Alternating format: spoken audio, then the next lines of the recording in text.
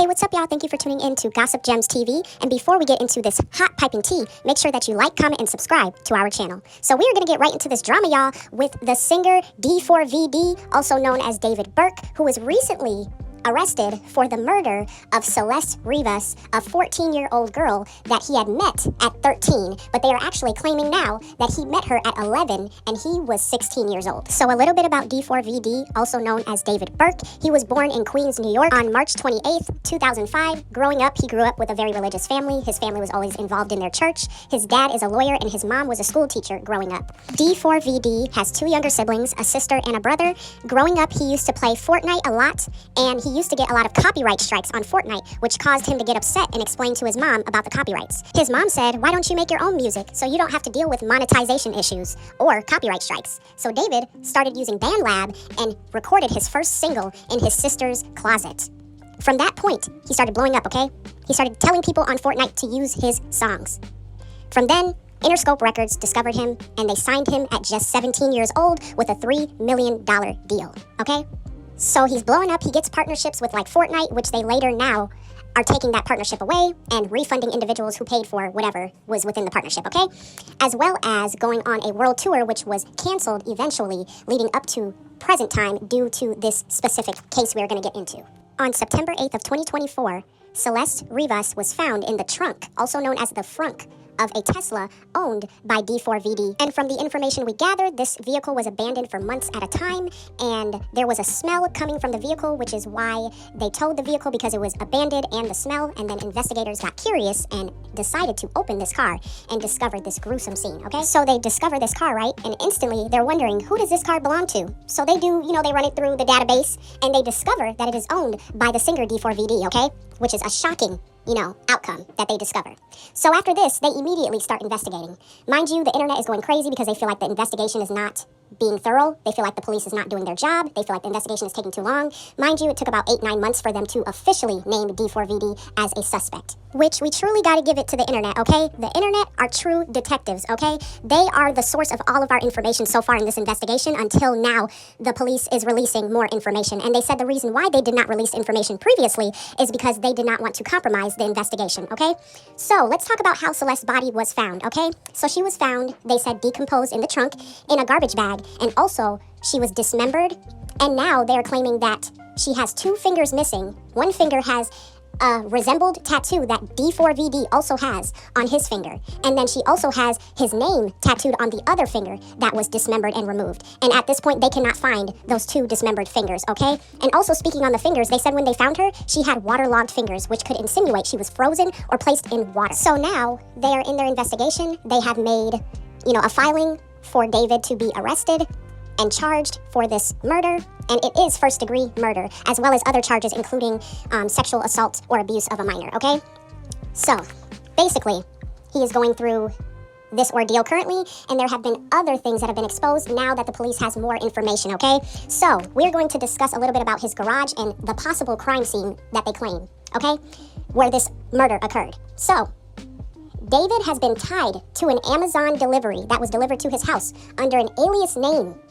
And this delivery included things that you would use for a crime scene, like a pool, some type of sharp instrument or machete or chainsaw, whatever it is, and more things, okay? These are things that no one would typically buy. These are very, very, very clear that he was trying to get rid of or dispose of something, okay?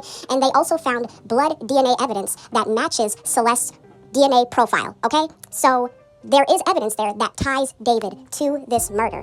Also, people may be wondering, how did these two even meet, okay? The stories are kind of wonky, so I don't want to put out speculations or alleged things, but what I can say is I did hear a story that prosecutors believe that David bought Celeste a burner phone not too long after they met to give to her so then they could communicate with each other. And they were able to access these conversations, and they were very explicit photos and text messages proving that David was having an inappropriate and sexual relationship with 14-year-old Celeste Rivas.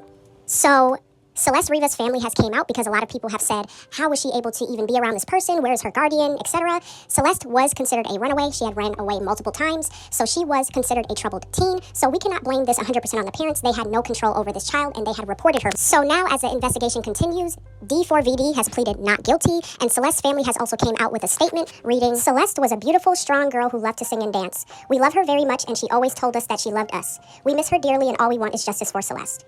So we are going to get into Celeste a little more and her background. So Celeste Rivas Hernandez was born on September 7th, 2010 to two immigrant parents. She was born in Lake Elsinore, California. Growing up, she seemed to live a pretty normal life up until she got a little older. That is when she started running away 3 or more times, leading up to the final 2 years of her life. Celeste was described as a smart, loving, and fun child, who prosecutors suspect her life was shortly cut by a predator in April of 2025, but her body was later found the day after it would have been her 15th birthday on September 8th, 2025. So how do you think D4VD's family feels about this situation?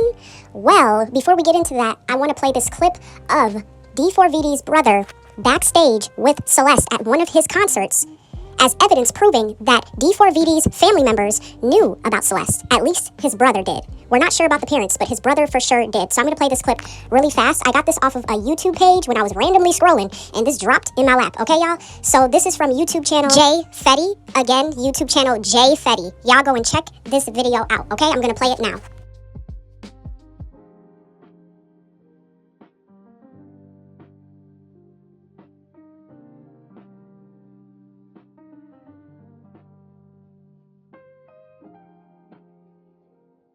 So as y'all can see, the video is time-stamped in June of 2024. So that means that this was a year before Celeste was murdered. So how do you think D4VD's parents feel about this situation? Well, they made a recent statement to Rolling Stone stating that they were disappointed and sad in their son, but that they stand 100% behind him, that he is innocent. And I'm very positive this is 100% why she went viral a few days ago for being outside of a gun shop and holding a gun manual. And obviously, I'm assuming this is for protection purposes. I'm pretty sure she's getting threats and things on the internet, okay? So my conclusion of this video is, do you guys think he will plead insanity? The reason why I am questioning this is because D4VD seems like the type that acts off of impulse, okay?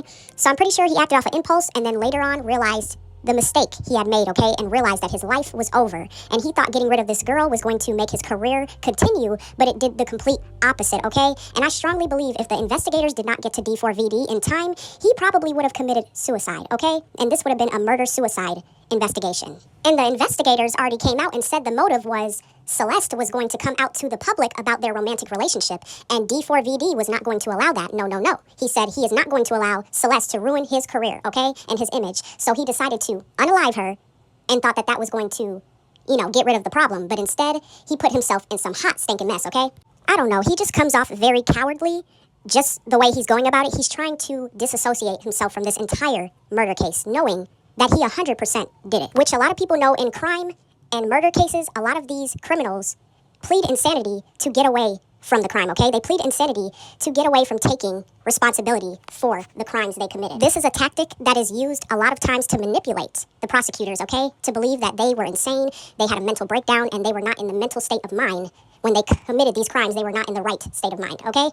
Which most likely is not going to work, okay? If they have strong evidence that you did this, and they can prove it was premeditated and planned, no, it's not going to work, okay? And a lot of criminals use this as a manipulation tactic also so they can avoid jail and prison time, okay? Because everyone knows when you plead insanity, and if they go through with that insanity plead and it is proven, then they most likely are going to send you to a mental institution for a couple years, and then you can get released on good behavior, most likely. And considering D4VD and how he acts very bipolar and narcissistic, which those two traits are a recipe to be able to manipulate people into believing that he has changed over time. And that will be the outcome of an early release if he does plead insanity and he gets sent to a mental institution. So, at the end of the day, I cannot rule out that this is not a possibility within this trial, okay? Just know that the justice system is very flawed, okay? There are people who are not supposed to be out in this world, in society, who are a danger to society. And police will say, oh, they've been good for a year or two, let's let them out early, okay? And they will go right back to making the same mistakes. A great example of this, even though they're not a murderer, is Billy McFarland. I don't know if you guys remember him, the Fire Festival guy who scammed everybody and made them fly out to the Bahamas where they were in disaster relief tent.